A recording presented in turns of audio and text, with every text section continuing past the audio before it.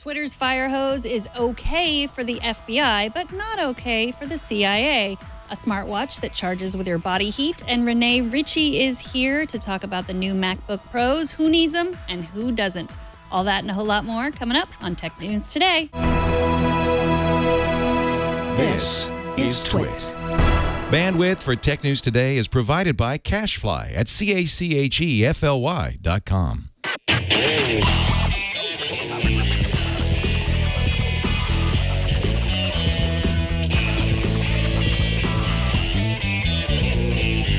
This is Tech News Today, episode 1641, recorded Monday, November 14th, 2016.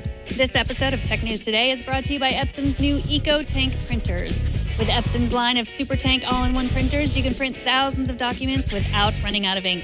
EcoTank is loaded and ready to print when you are. Visit Epson.com/EcoTank to find out more. And by ZipRecruiter. Are you hiring? With ZipRecruiter.com, you can post to 100-plus job sites, including social networks, all with a single click. Screen, rate, and hire the right candidates fast. Try ZipRecruiter for free at ZipRecruiter.com/twit. And by Blue Apron. Blue Apron will send you fresh, high-quality ingredients to cook delicious meals with simple step-by-step instructions right to your door. See what's on the menu this week and get your first 3 meals free with free shipping by going to blueapron.com/twit. That's blueapron.com/twit. Welcome to Tech News Today. This is a show where we talk about everything about technology, or almost everything. Almost. I'm Megan Maroney. I'm Jason Howell. We do our best. We try, but there's so much stuff. And you made me sing prior to the show. I did. It's a new app called Riff Jam. Check it out on iOS today. You can say anything and it auto-tunes you. But it doesn't just auto-tune you. It's like it loops it and then it switches it up. So it's like this looping video, gives you 4 bars of this one auto-tune thing, and then changes it all up. Suddenly people are scratching records, and I don't know. I appreciated it. I wish it was on Android. It's not. It's not. Oh, that's sad. Yeah, it was part of what Leo and I did. We did all apps to distract you from the news, which didn't help prepare me very much for this show. But let's start. That's okay. You've been distracted from the news long enough. Now it's time to dig in. Technology circles have been ruminating all weekend on how Facebook's platform is being used to spread false news. Some say the network had a hand in shaping the outcome of last week's presidential election. Some, including CEO Mark Zuckerberg, say that's downright crazy talk. One thing is for sure, people are divided, including members of Facebook's engineering staff who disagree with Zuckerberg's stance. They are reportedly forming an unofficial task force within the company, meeting in secret to formalize a list of recommendations to offer up to senior management to improve the false news conundrum. Facebook apparently has warned its staff from speaking to the press. So, this was like 5 or 6 sources that spoke to BuzzFeed, all independent, all anonymously, but just basically saying like they do not agree with the company kind of stance, line in the sand. And they want to do something about it. They say there are tools that already exist to battle all sorts of things on the network, including offensive, harmful content, content that doesn't meet community standards. And they're saying, why can't it be applied in this case?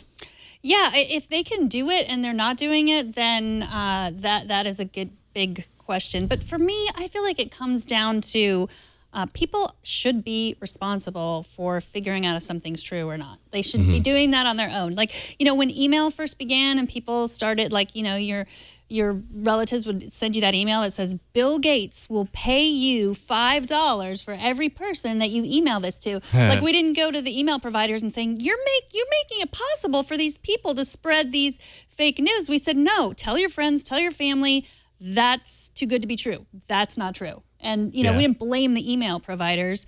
I know this is a different story and I know this is bigger, but I feel like to just blame Facebook for influencing the election, I think everybody wants to blame someone if they want to blame someone. Everybody who wants to blame someone wants to blame Facebook. But, I just think it's people's responsibility, their own personal responsibility to figure out what news they're spreading. Yeah, and I think the challenge here, especially in this regard, is that where do you draw the line? Like, on one hand, I understand, right? Like, it feels a little bit like sour grapes to kind of go back after the fact and be like, yeah, well, you made this all happen because I don't agree with the outcome or whatever.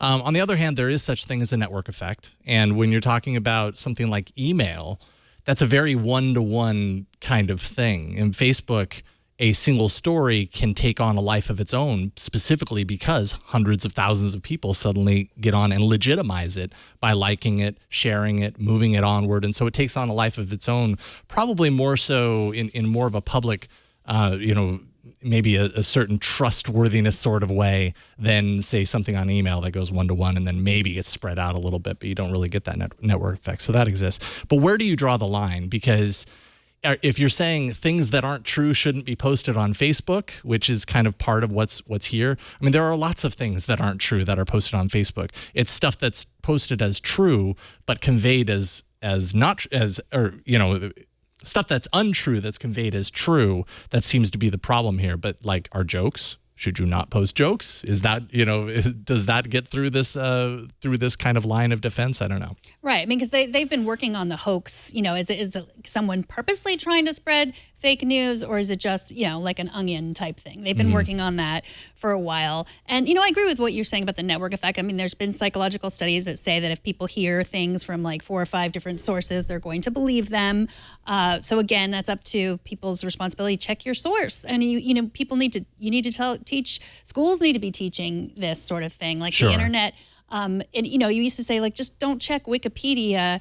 Don't use Wikipedia as your source, but it's really just like know your source. Like, there are so many bad sources out there. So I don't know. I mean, I think there are so many reasons this election turned out the way it did, and maybe Facebook is one of them. But you can look back to the turn of the century before there was media. This was the same thing happened.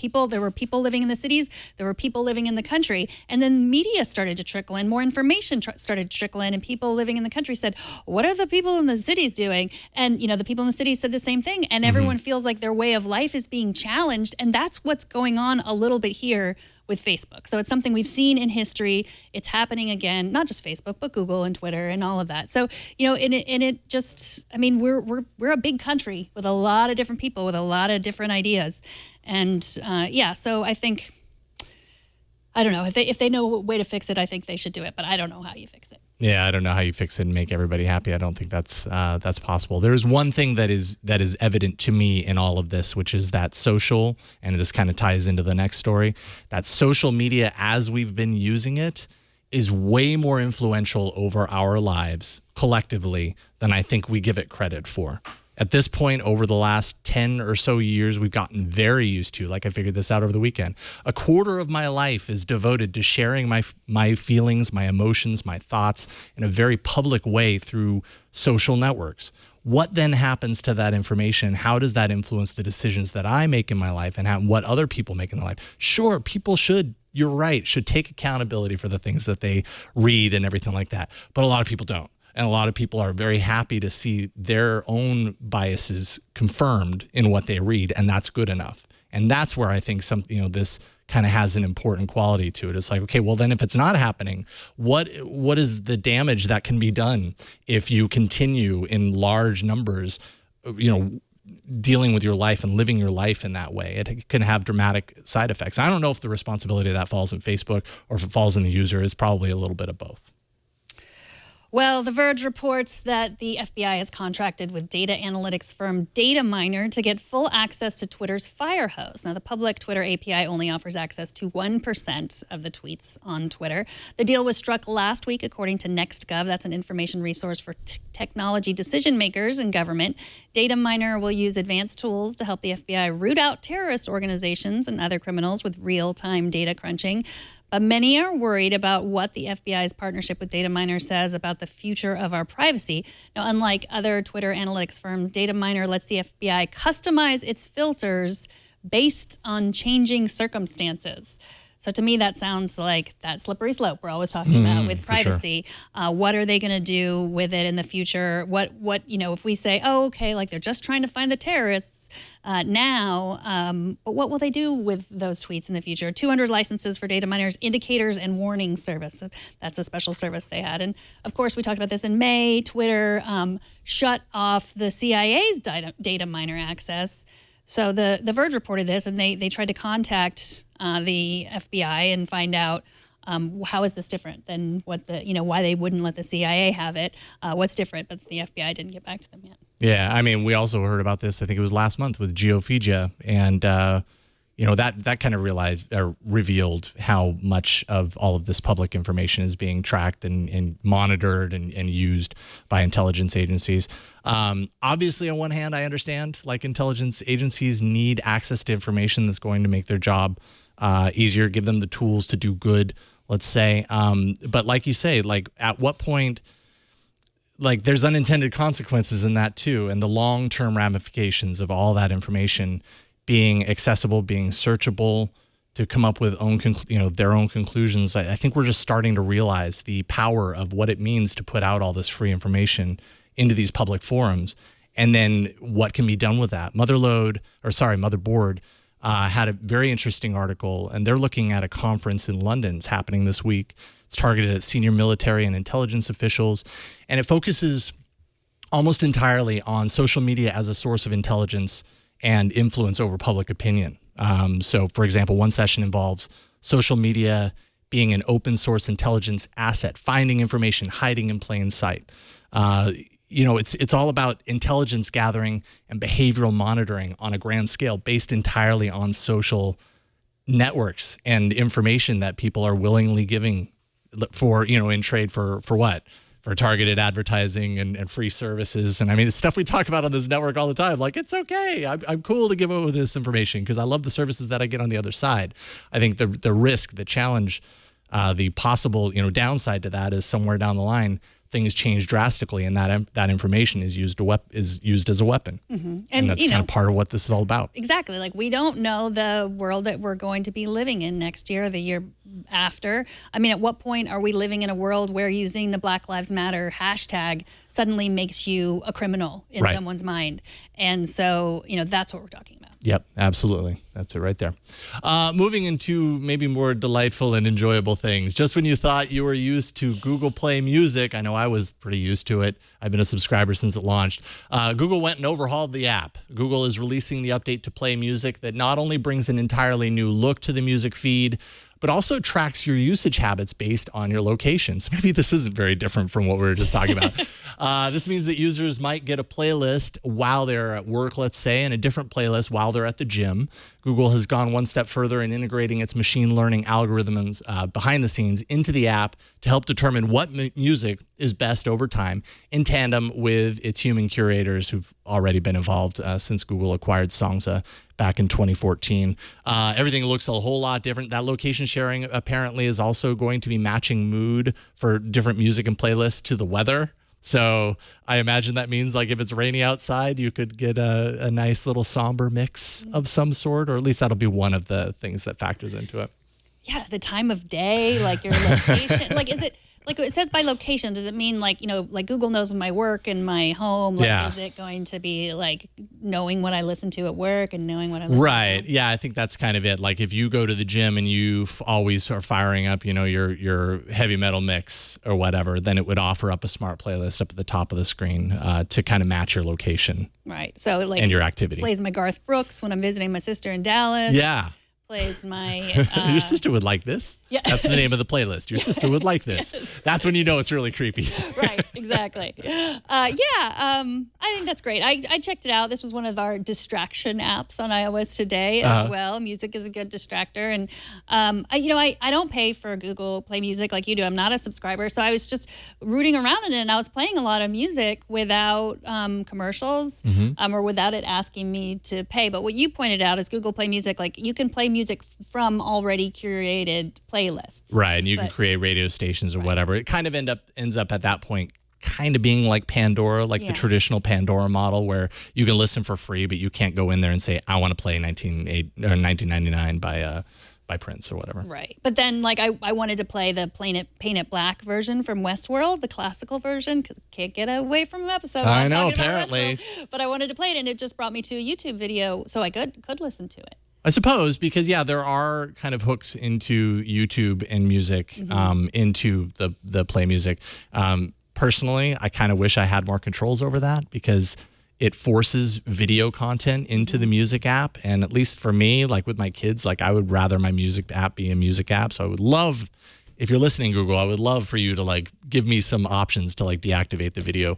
One thing that they're also doing here, which I really like, and honestly, I thought they were doing it already, but apparently they weren't, is dynamic offline for music that you listen to, but don't specifically say download this album or download this playlist or whatever. I thought they were doing that already, but apparently they weren't. So now, as you listen to music over time, if you have this activated, it will just automatically offline that up to a certain space point on your drive, so that when you have no internet connectivity, you have more stuff already stashed away to listen to as more options.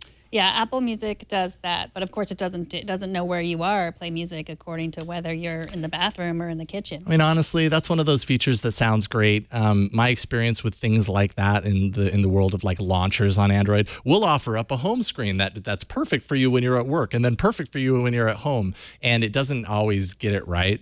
I mean, if someone's going to get it right, I'm imagining Google and their algorithm, their machine learning behind the scenes might actually get closer. Remains to be seen whether it'll be useful or just kind of like another point in a list of selling points. Adult dating websites Adult Friend Finder, Cams.com, and Penthouse have been hacked, revealing personal details from the accounts of more than 400 million users. That's the largest known breach of personal data this year. According to leakedsource.com, the stash of data includes 15 million email addresses connected to accounts that were already deleted.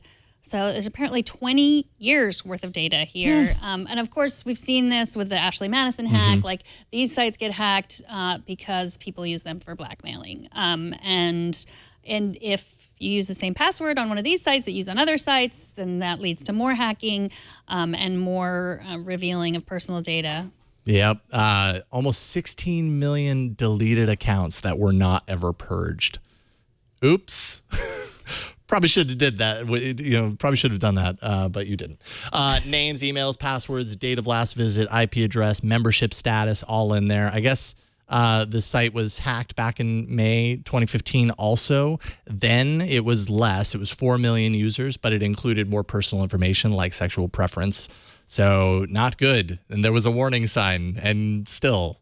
So that's not very good. Yeah, I mean, I hate when I see stories like this and I see people like making fun of the people who use these sites and everything. And, everyone's adults. So like, I don't like to see anyone hacked. Yeah, for sure. But I mean, this is a large scale hack. Like, if the Yahoo hack had not happened, this might go down as like the largest amount of credentials.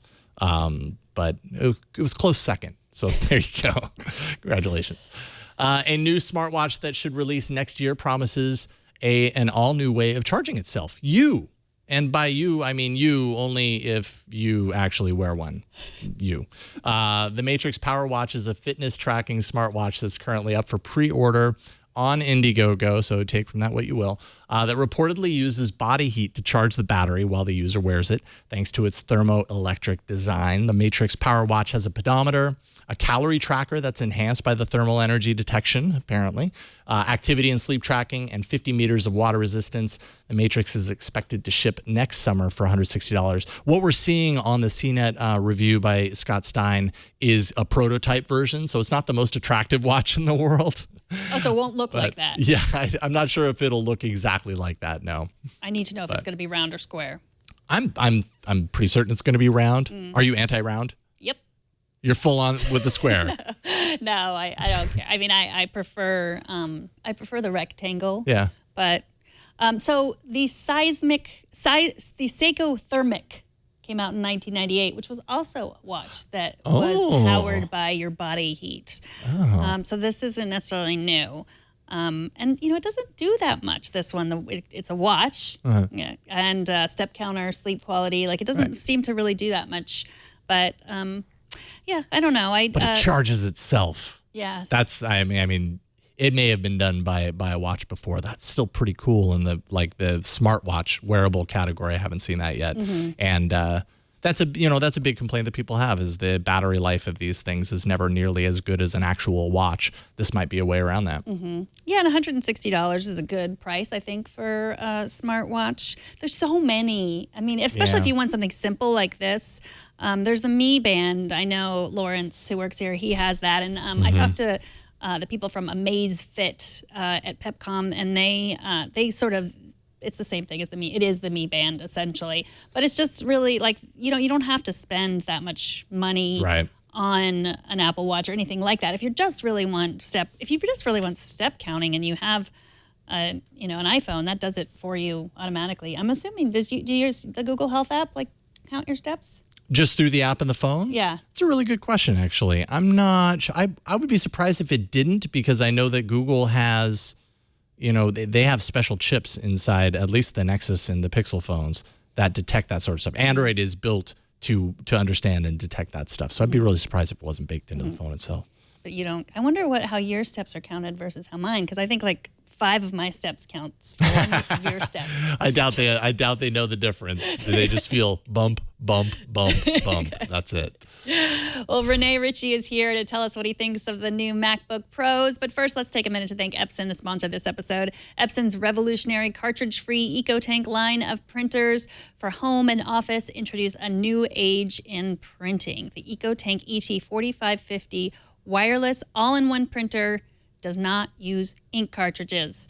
It features an amazing, innovative, refillable ink tank, and that is what earned it the title of CES 2016 Innovation Awards honoree. So no more out of ink frustration. We have all been there. You just need to print one more thing and you got no more ink.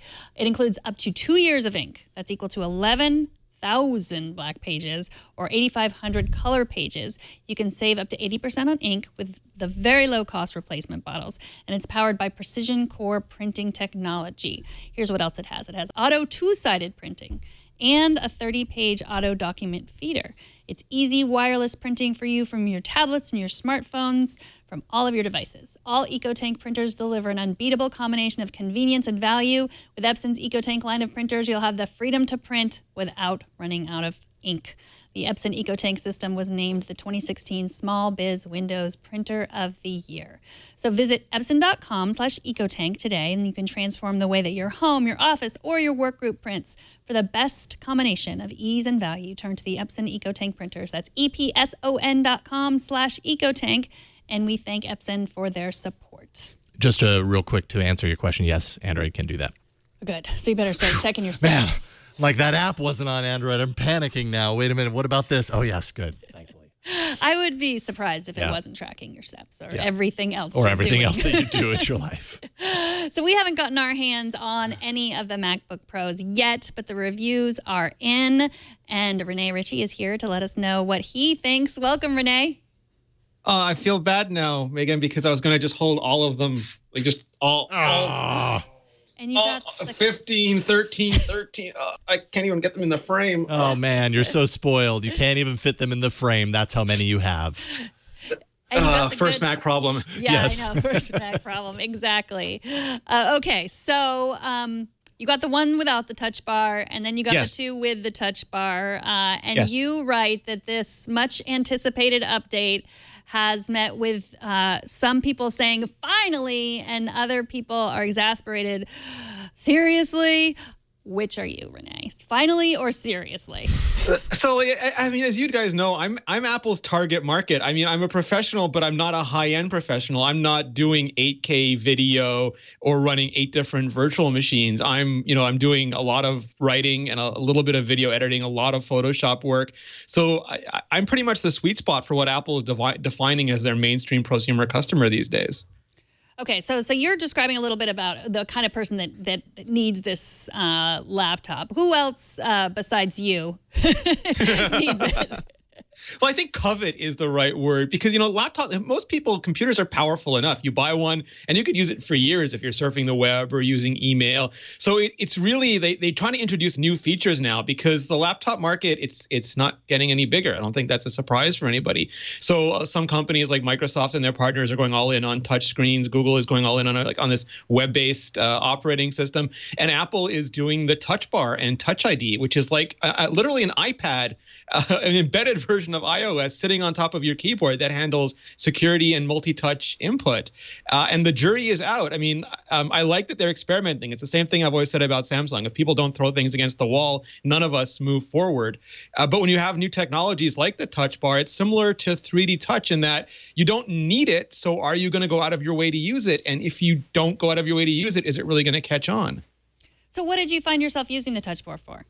So there was 2 things, and one caught me by surprise. The other didn't. The first one was shortcuts, and I I use shortcuts, but I don't like them because they're always hard to remember. And all of Adobe's products, the shortcuts are different. Apple's products, you cut in Final Cut Pro differently than you cut in Logic, differently than you cut in GarageBand. And if you bounce around a lot, it's impossible to remember them. So you end up going back to the menu or searching for commands like an animal.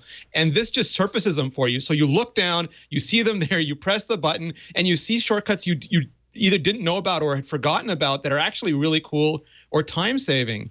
And the surprise to me was the predictive text. I thought I would never use it because I typed fast enough that I figured I'd just blow through it and never look at it. But it turns out English is not a really good language. It's full of different sources and it's spelled the same things incredibly differently. So I can type a few letters and then look down and see the word I want and wonder for a second why it's spelled that way, but then just tap it and move on. And that saves me looking it up in Google or trying to spell check it later or use the the Mac OS dictionary. What about the whole aspect of, this screen is down and we're so used to, at least at this point, I've trained myself to look up when I'm using my keyboard, when I'm typing, all this kind of stuff. Now you're forced to look down for a certain, at least, level of context. How did that pan out for you?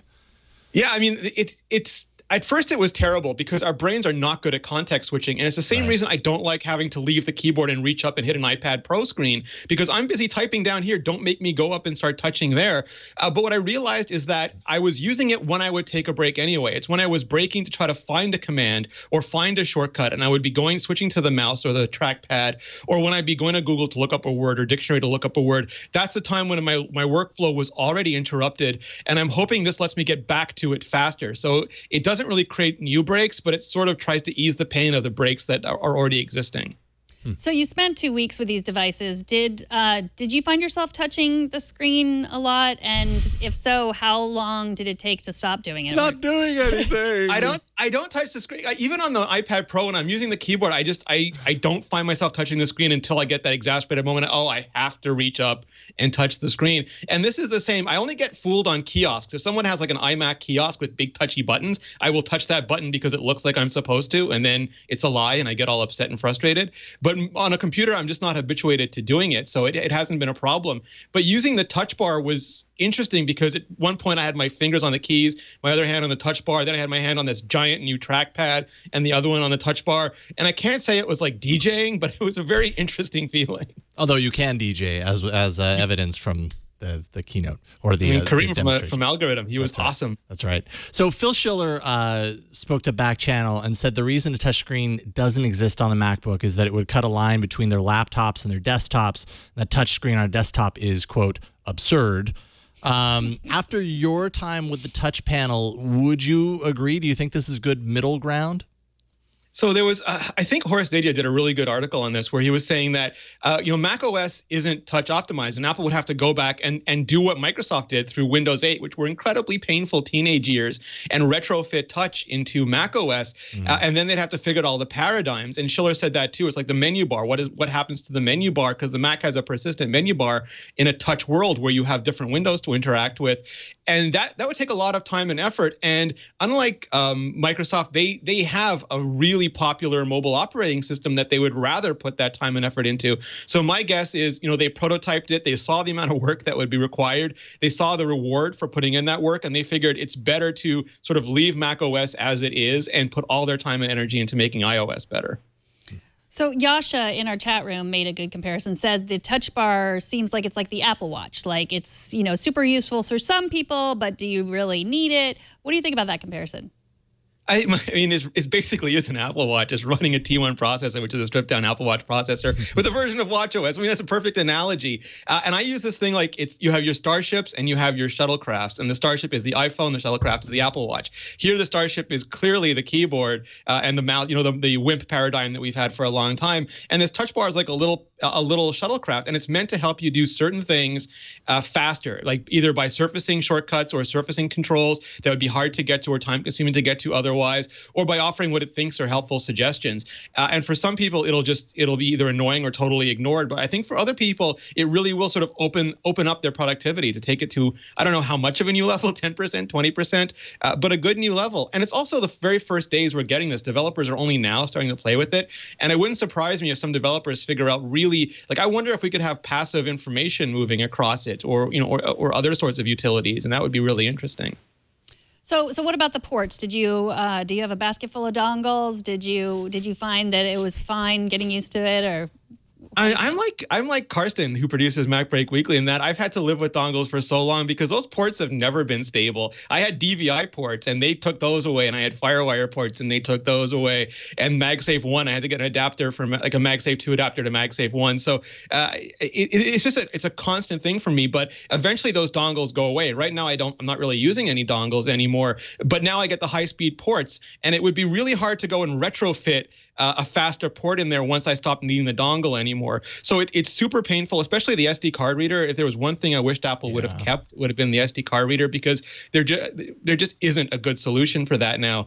But otherwise, what I didn't even think about was plugging the charger in anywhere. It's so great because sometimes I'd have to change where I was sitting just to get the extension cord to reach into the right side of the plug for the laptop in the chair that I was sitting in. And now you have, at least on the higher end models, 4 ports that you could plug into any one of them, whatever's ideal for your situation, and not having to worry about what I plug into which port or whether it's upside down or not is liberating. Mm-hmm. So what about the price? I mean, Apple clearly, like, these are all high-end laptops. I've heard said, well, they don't think they'll be selling as many laptops, so they got to charge more for them. Like, how do you feel about pricing in these new laptops? So Apple's formula, I think, has been really steady. What they do is they get the best possible parts they can. I don't always mean the highest end parts. Some high end parts just don't suit the kind of machine they want to make. Either they require too much power, or the company that owns them maybe exerts too much control over them. So they get the best parts that fit the machine they want to make, and then they just add their margin to it. So there's very little mystery to it. These are like, whatever, there's going to be 28 to 33% more expensive than it costs them to make it. And that'll always be their general rule, I think. Well, Rene, thank you so much. Rene can be found, of course, every Tuesday on MacBreak Weekly with Leo, and also on iMore. Rene is the editorial director for Mobile Nations and is at Rene Ritchie on Twitter. Thanks so much for coming on, Rene. Thank you, guys. I love this. Thank you so much. Thank you, Rene. Appreciate Take care. Thank you. All right, Steve C. writes about our discussion of the recalled GoPro drone. We said it was made in China. He says, check out the unboxing. The GoPro Karma drone is made in China, like most of them are. The only ones made in the U.S. were the 3D Robotics Pixhawk models, but they were rubbish. So, all right, so that's not spelling too much good, positive outlook for the U.S. drones regardless. I think that we said they weren't made in China. We said they were the only ones not made in China, and he said it was made in China. So, all right, thank you for the correction. We do appreciate it, as always. I think it was an American company. That was what we were saying. Right. Coming up, we're going to speak with Sam Abuelsamid from Navigant Research about some moves that Samsung has going on, a little bit about Tesla. But before we talk about that, let's take a minute to thank ZipRecruiter. They are the sponsor of this episode. Are you hiring? I'm asking you. Yeah, you. Are you hiring? Do you know where to post your job to find the best candidates? I'm waiting for you to answer. Okay, good. Well, I've got some help for you here. If you need to find the perfect hire, you're going to need to post your job on all of the top job sites. It's not easy to do, but with ZipRecruiter, it can be easy. Now you can do that pretty easily. You can post jobs in one place, and it's going to spread it out to all sorts of sites. Pretty much all the ones that you're going to want it to go to. And I mean, if you're just posting in one place that isn't somewhere like ZipRecruiter, it's not going to be enough. You're not going to find all those quality candidates that happen to be hiding all around. With ZipRecruiter.com, you can post to more than 100 job boards, including social media networks like Facebook and Twitter, all with a single click. You just post one time, and then you'll watch the candidates roll into ZipRecruiter's easy-to-use interface. ZipRecruiter offers optimized pages that look great on any screen. You can add their unique mobile apply process for more visitors and more applicants as well. You can find candidates in any city or industry nationwide because you're casting that net super wide. No more juggling email or calls to your office. You can actually also add multiple users to your account to help you manage everything.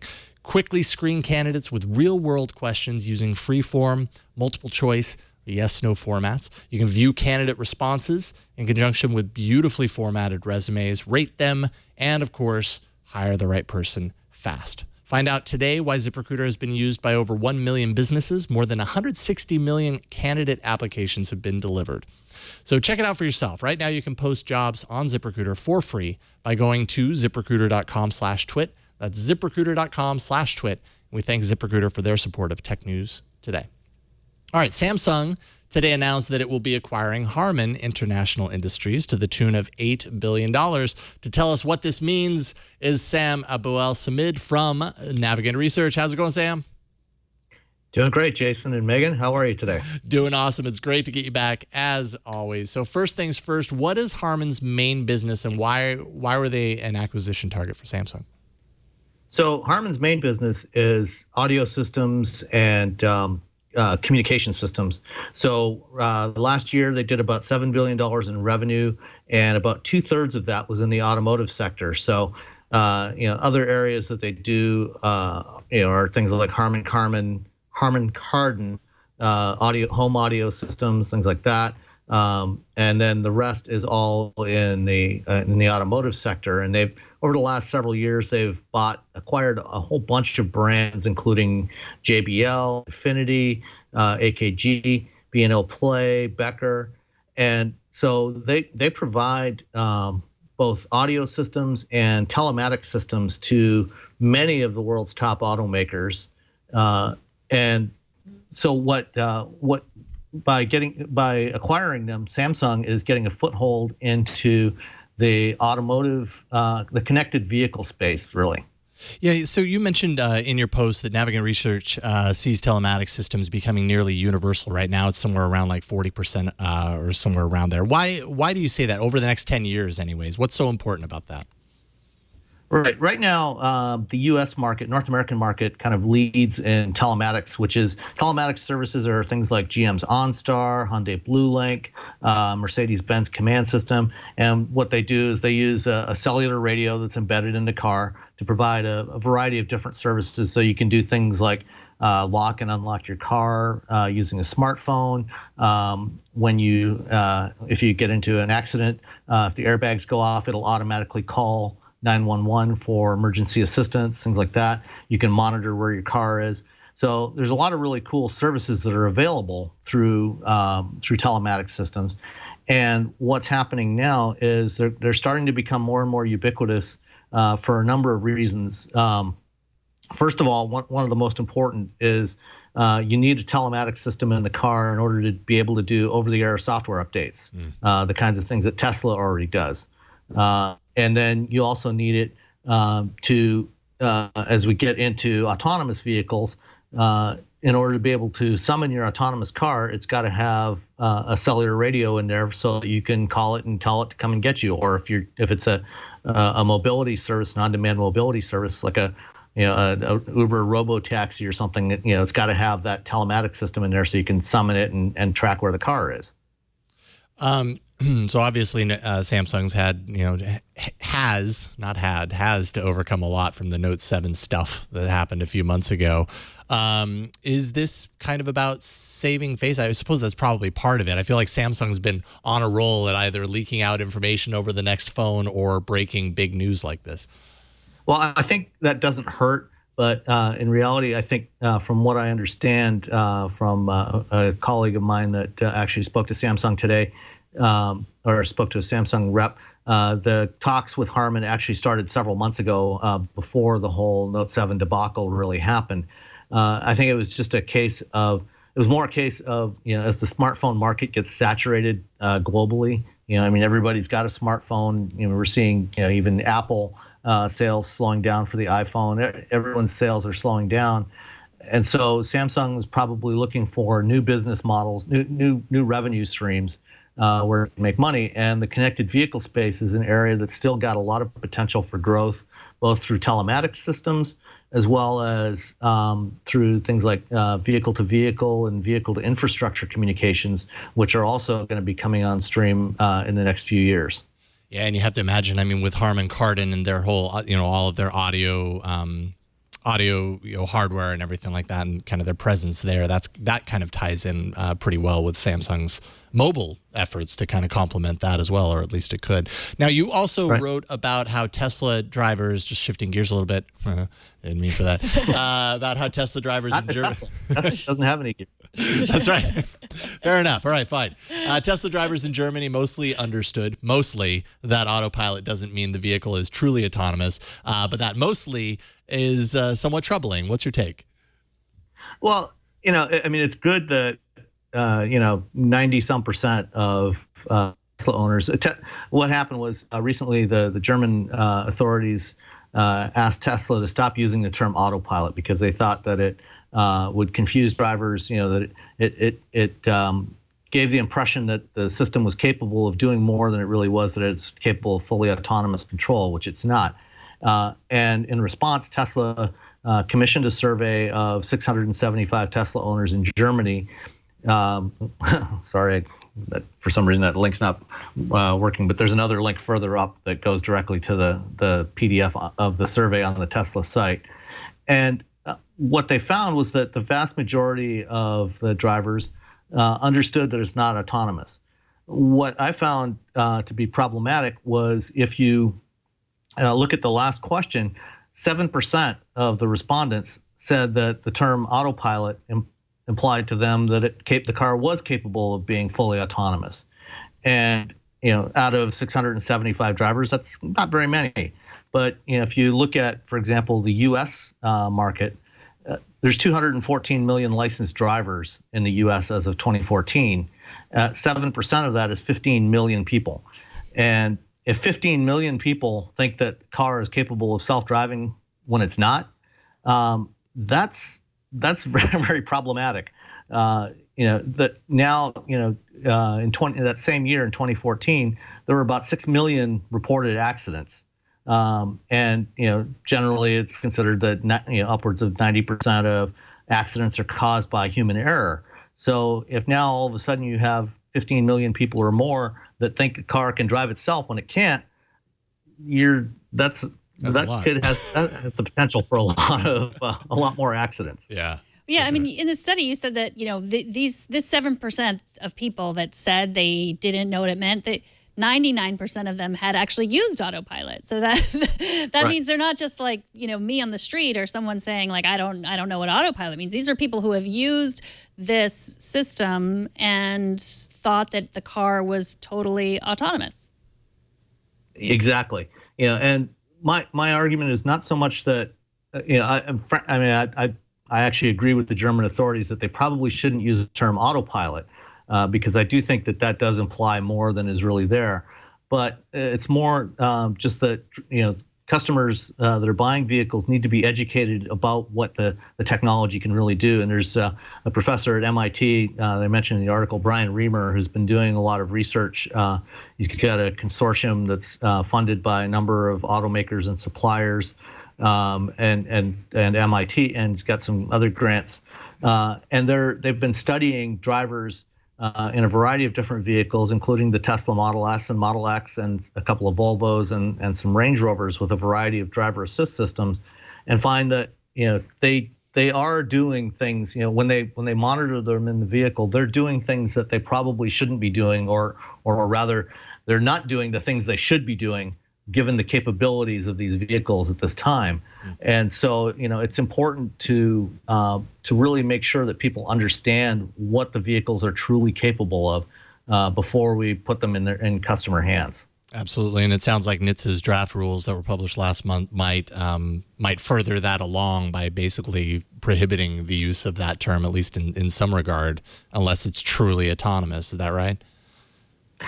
Yeah, it does. The guidelines that NHTSA published don't really go that far as the terminology. It's more focused on making sure, one of the aspects in there is making sure that they come up with means to educate consumers about what the systems can do, as well as gathering data on how these prototype systems are, and once they get to production, how these systems are behaving in the real world. Right. Always appreciate your insight on all things automotive and self-driving and all that kind of stuff. Sam Abuelsamid with Navigant Research. We really appreciate your time. Thank you, Sam. And before we go, Jason, I just want to give a little plug for myself and a friend of mine. That's right. Dan. You have a new show, right?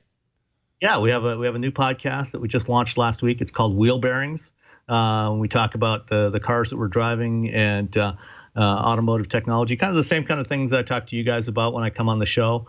And you can find it at wheelbearings.media. Fantastic. Or if you look for my Twitter feed or search for me, you'll find it there as well. But wheelbearings.media is where you can find our new show. Excellent. I'm happy you brought that up. I completely forgot about that. That's awesome. Congratulations. Thanks. All right. Thanks again, Sam. We'll talk to you very soon. All right. Talk to you guys soon. All right. Have a good night. Bye. Matt from Detroit says, I enjoyed TNT through my Amazon Echo Dot via a Snapchat filter playing on an iPhone 7 Plus, shot through an iPhone 6. Notice the flawless execution. Let's take a look and a listen. All right, guys, here's how I listen to Tech News Today. See if you can follow. Hey, Alexa, what's my latest flash brief? Here's your flash briefing from this week in tech. I'm Megan Maroney. I'm Jason Howell from Tech News Today. Here's the tech news. Wow. I've never seen so many. You've like gone so far. I know, right? Wow, that's very impressive. Thank you, Matt. Show us how you watch or listen to TNT. Just take a picture, take a video, post it on Instagram or Google Plus or Twitter or Facebook or YouTube. Use the hashtag HowIWatchTNT and we will find it.